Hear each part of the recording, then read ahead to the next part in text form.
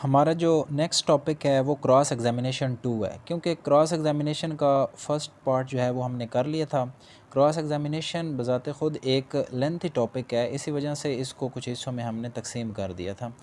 Cross examination जिस तरह मैंने पहले भी बताया था कि प्रोसिक्यूशन जो है वो अपना एक गवाह जो पेश करती है अदालत में उसको एग्ज़ामिन करती है। एग्ज़ामिन करने के बाद जो एडवर्स पार्टी है, जो मुखालिफ पार्टी है, वो उसको क्रॉस एग्ज़ामिन करती है ताकि जो ट्रुथ है उसको सामने लाया जा सके और जो विटनेस है उसकी क्रेडिबिलिटी को चेक किया जा सके। इसका मेन मकसद ये होता है। तो नेक्स्ट हम अपने पॉइंट्स देखते हैं। इसमें जो पहला पॉइंट है फिर वो आ जाता है रिपीटिशन ऑफ क्वेश्चंस। ये बात ठीक है कि सच को सामने लाने के लिए बार बार सवाल पूछा जा सकता है क्रॉस एग्ज़ामिनेशन में, मगर एक बात का ये भी ध्यान रखना है कि अगर गवाह को सिर्फ तंग करना मकसद ना हो। वैसे अगर आपको कुछ अबहम है, आपको समझ नहीं लग रही, आपने मज़ीद कोई सच्चाई को देखना है, तो आप बार बार क्वेश्चंस कर सकते हैं क्रॉस एग्ज़ामिनेशन में। लेकिन अगर गवाह को मकसद तंग करना है तो फिर कोर्ट इसकी इजाज़त नहीं देगी। वैसे सवाल को दोहराया जा सकता है। नेक्स्ट पॉइंट है हमारे पास एक्सप्लेनेटरी टू आंसर। गवाह ने अदालत में जो गवाही दी है वो उसको एक्सप्लेन ना करे कि वो इन्फॉर्मर था या वो सिपाही था या उसने वो इन्फॉर्मेशन कहाँ से ली। जब तक कोर्ट या मुखालिफ पार्टी रिक्वायर ना करे, गवाह को उसकी एक्सप्लेनेशन की ज़रूरत नहीं है जो वो बता रहा है। ये बात याद रखें कि जो उसने बात एक दफ़ा उसने अपनी स्टेटमेंट देनी है, स्टेटमेंट दे के वो साइड पे हो जाएगा, बात इतनी है। क्योंकि उसको अपनी एक्सप्लेनेशन करने की ज़रूरत नहीं है कि ये जवाब यहाँ से है, ये बात यहाँ से है, वो इन्फॉर्मर है। कोर्ट उससे इस तरह के क्वेश्चन नहीं करेगी। सिर्फ उसने इतना बताना है कि जो उसका इंस्टांस है, जो उसकी स्टेटमेंट है, जो उसको फैक्ट का पता है, वो उसने बता देने हैं और कोर्ट उसके मतलब कोई क्वेश्चन कर सकती है तो ठीक है। लेकिन क्रॉस एग्ज़ामिनेशन में ये नहीं पूछा जा सकता।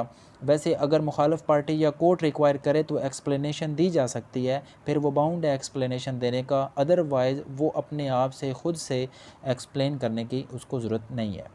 नेक्स्ट पॉइंट हमारे पास आ जाता है recall for further cross examination. एक गवाह जो है उसको क्रॉस एग्ज़ामिन कर लिया गया, अब वो कोर्ट चाहे तो उसको दोबारा भी बुला सकती है क्रॉस एग्ज़ामिनेशन के लिए। जज किसी भी स्टेज पर गवाह को दोबारा बुला सकता है क्रॉस के लिए, अपनी मर्ज़ी से, या मुखालिफ पार्टी का है तब भी उसको बुला सकता है।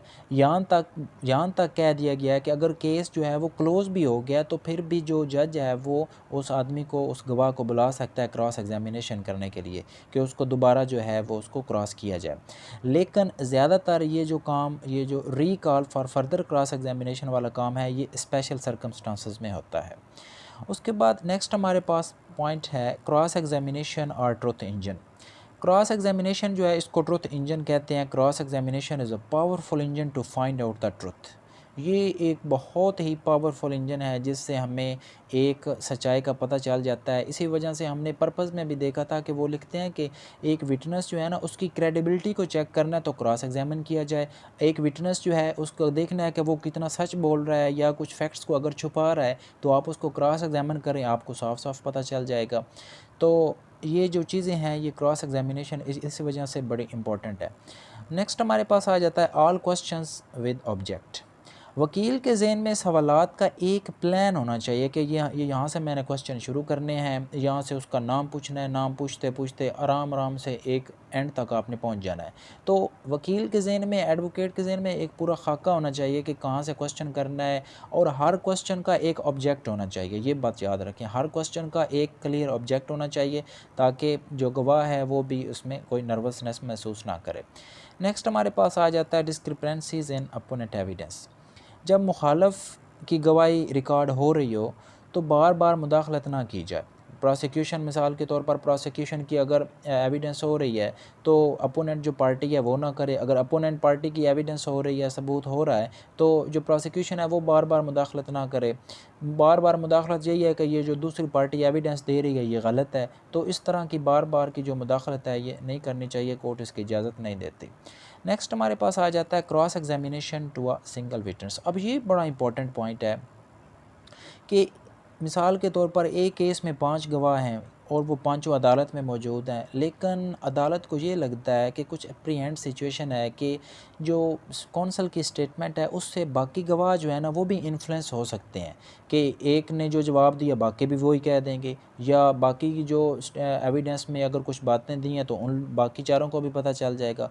अगर कोर्ट समझती है कि इस तरह की सिचुएशन है तो फिर कोर्ट क्या करेगी कि जो जिसकी एक पांचों में से एक आदमी जो है गवाह, उसकी जो एविडेंस है वो रिकॉर्ड करेंगे, और जो बाकी लोग होंगे अदालत उनको कह सकती है कि आप कोर्ट के बाहर चले जाएं, टू लीव द कोर्ट, कि आप कोर्ट के बाहर चले जाएंगे। जिस गवाह को क्रॉस किया जा रहा है उसके अलावा बाकी सब अदालत से बाहर चले जाएं। तो ये एक बड़ा इम्पॉर्टेंट पॉइंट है कि उनको बाहर निकाल के आप आराम से जो एविडेंस है वो रिकॉर्ड कर सकते हैं।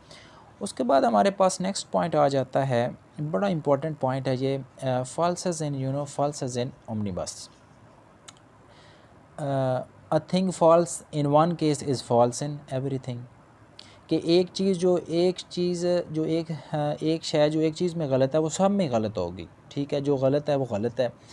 अब इसका कि सच्चाई के दानों को भूसे से अलहदा करना, the chaff of falsehood should be separated from grains of truth, सच्चाई के दानों को भूसे से अलहदा करना, कि सच्चाई के दाने जो हैं उनको अलहदा किया जाए और जो गलत है उसको अलहदा किया जाए।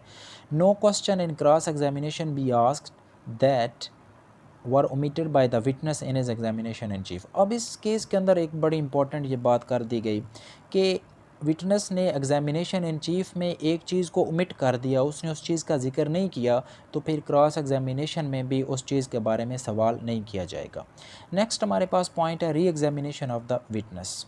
अब क्रॉस एग्जामन, ये बहुत टेक्निकल पॉइंट है, बहुत टेक्निकल पॉइंट है और बहुत इम्पॉर्टेंट है।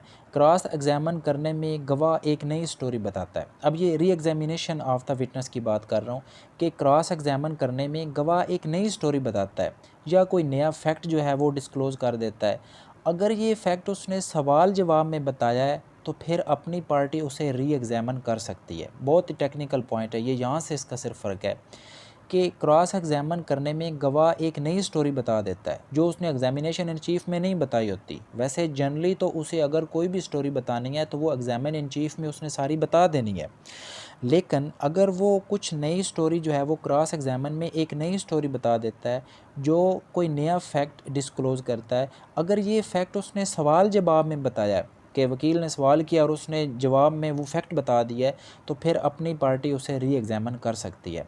लेकिन अगर गवाह ने वो फैक्ट ख़ुद डिस्क्लोज़ किया है फिर नहीं, फिर उसे अपनी पार्टी री एग्जामन नहीं करेगी। आम हालात में उसे ये जो नया फैक्ट है सिर्फ चीफ़ में बताना चाहिए था, क्योंकि आम हालात में ये होता है कि जब अपनी पार्टी उसको एग्जामिनेशन इन चीफ कर रही होती है तो जितने भी फैक्ट्स हैं उसने वो वहाँ बताने हैं, बाद में नहीं बता सकता।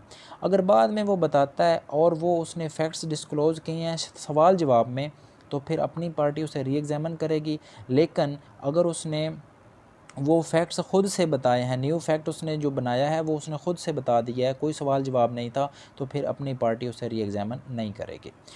अब नेक्स्ट हमारे पास इसमें बड़ा इंपॉर्टेंट है single witness for several cases. अब केस 3-4 हैं लेकिन विटनेस एक है, तो एक केस के लिए एक ही विटनेस उधर लगेगा। अ single witness was examined one time in one case, ये बात याद रखें, one time in one case, एक केस में एक दफ़ा ही। अगर उसकी स्टेटमेंट को फिर वो कॉपी करवा के उधर दूसरी अदालत में लेके जाते हैं तो फिर ये इलीगल होगा, अदालत उसको इलीगल, अदालत ने इलीगल डिक्लेयर किया, अदालत उसको एक्सेप्ट नहीं करेगी और ये वायलेशन है सेक्शन 353 CRPC की और आर्टिकल 122 एंड 123 ऑफ QSO 1984, इनकी वायलेशन है, लिहाजा उनको प्रोड्यूस नहीं किया जा सकता।